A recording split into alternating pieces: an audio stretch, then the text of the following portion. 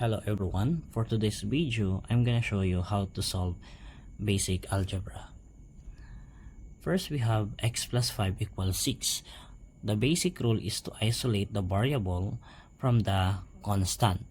So, we will apply the addition property of equality where we add numbers both sides.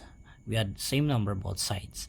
So here, to cancel this 5, we need to add negative 5 both sides.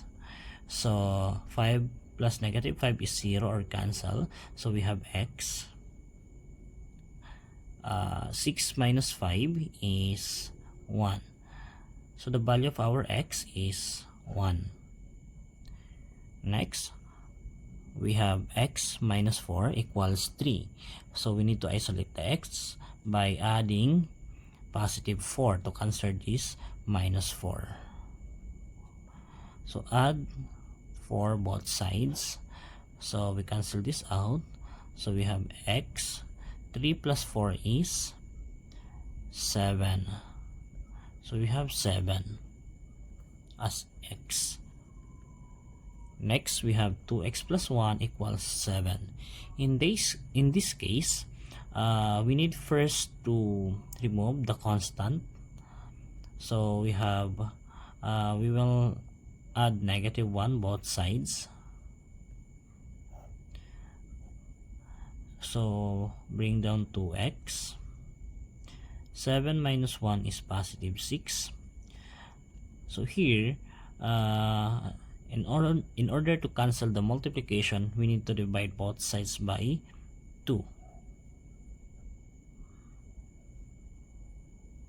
So cancel.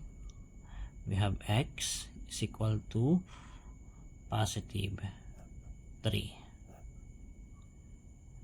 Next, 3x minus 5 equals 4.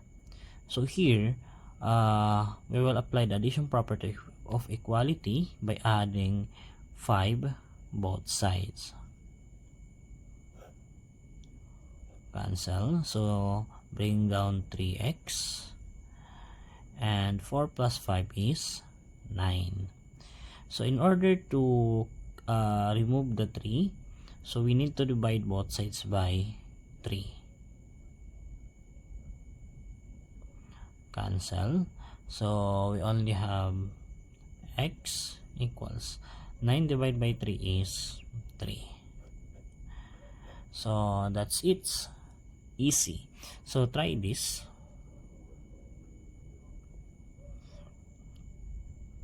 2x minus 1 equals 7. Comment your answer below.